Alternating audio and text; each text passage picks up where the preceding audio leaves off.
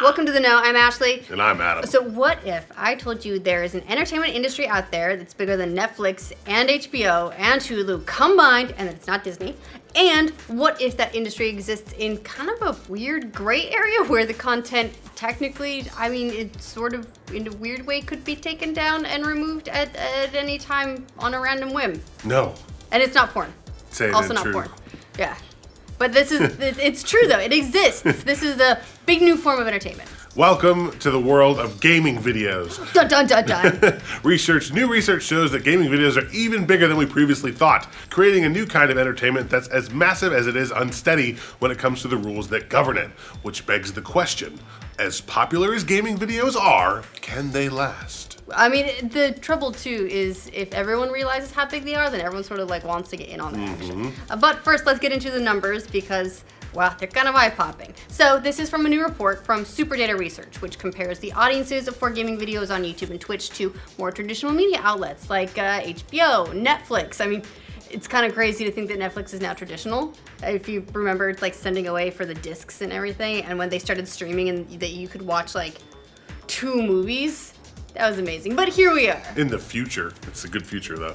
And when you look at the numbers, YouTube and Twitch absolutely blow everything else away. The study indicates the gaming content alone on YouTube... So this isn't just all of YouTube, because all of YouTube is, I mean, enormous. This is gaming content on YouTube, specifically. Alone, it drew 517 million viewers last year. That's a lot of people. And Twitch drew another 185 million. The next closest platform is HBO, which had 130 million subscribers. Netflix, 93 million. ESPN, 90 million. I mean, it's important to note as well that you pay for HBO, you pay for Netflix, you pay for ESPN. But still, that's so many people that are watching gaming videos on YouTube. It also means that gaming videos are the absolute tops when it comes to online video content, so that's pretty cool, with numbers that any TV network or online service would kill for, as long as they don't, you know, put the word kill in the video, because that would probably get it demonetized. As .esports put it, gaming's audience blows away the competition, and gaming's video and live stream industry is just getting started. The numbers, though, also underscore kind of a unique oddity when it comes to gaming videos. Even here we are in 2017, and they exist at the whim of developers who at any moment could change their minds and decide that they want to have videos removed for pretty much any reason, like we've seen happen a couple times recently. And the biggest platform, YouTube, has also been demonetizing videos right and left over the past few months because it's scared of offending advertisers, and gaming has been hit very hard by that in particular. And a lot of popular gaming streamers and YouTubers who provide all this content say it's becoming harder and harder to make a living, and they may have to go elsewhere, and then this large, crazy, enormous, biggest industry might, well, shrink.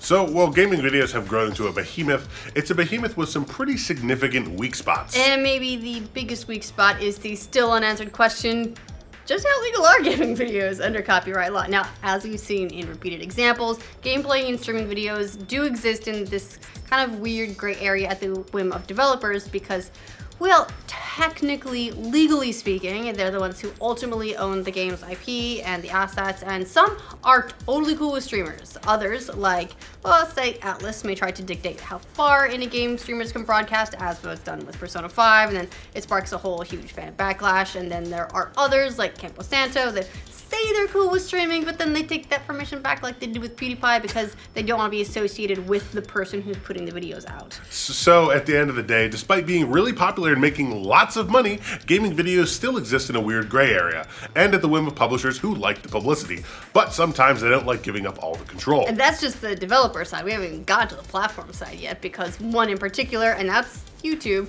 have been very problematic for content creators lately when it comes to gaming videos. And making matters worse, well, they're the biggest ones.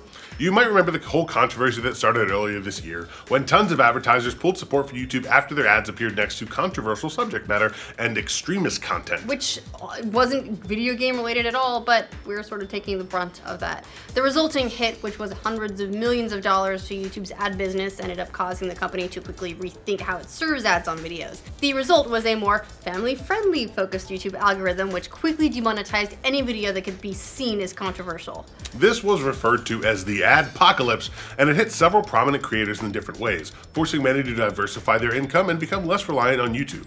A spotlight also got placed on gaming videos which violate YouTube's ad-friendly guidelines because they depict violence. Yes, even fake violence. Pretend digital violence. So now a lot of gaming channels are struggling to make money on their videos. The scrutiny is higher than ever, and that's an especially big problem for channels that focus a lot of their efforts, particularly in certain game genres like a Call of Duty or a Destiny, where any time that guns might show up. Some YouTubers have even said they might have to switch to Patreon and Twitch because their videos are only making a fraction of what they used to.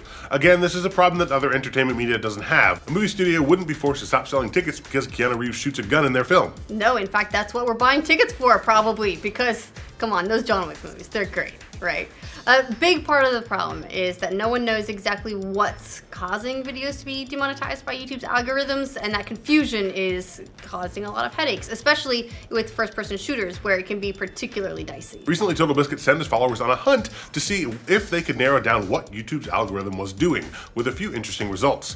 While hardly conclusive, it did seem that having an image of a gun or even gun-related words in the text on the thumbnails could be enough to demonetize a video. But then you have to ask, are algorithms really the best method to use to police a ton of video content? I mean, on the one hand, YouTube is operating at such a scale that even trying to do so manually would require hundreds of thousands of employees just constantly watching videos, like 8 to 10 hours a day.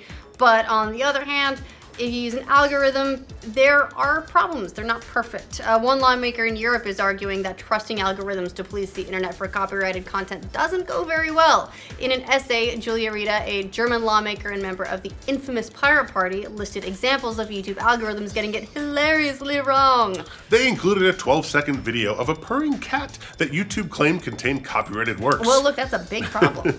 Same with a NASA recording of Mars. Rita also says that the copyright filters have been found to remove political speech and filter out LGBTQ voices.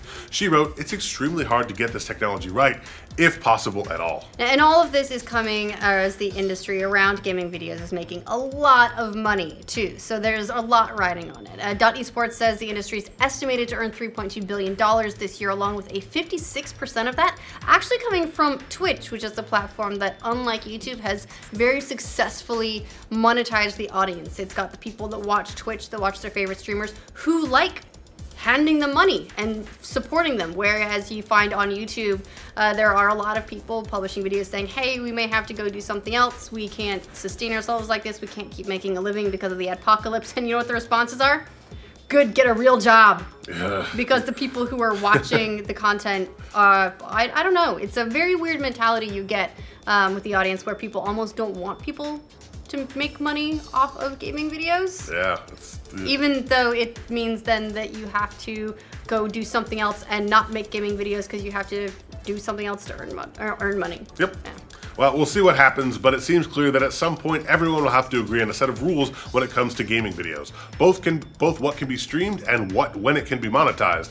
Because as of right now, we've got a really popular but loosely regulated form of entertainment that's struggling to grow out of its Wild West phase. What do you think of gaming videos being more popular than, well, pretty much everything else combined, and yet still existing in a super weird legal area and also being kind of in danger a little bit? Let us know in the comments. And for all your gaming news, be sure to like this video, and if you're new around here, subscribe to The Know. This is what it's like to record news with Adam. Oh my god. It's pretty good. You should do it like God, that is so good. 2 boxes.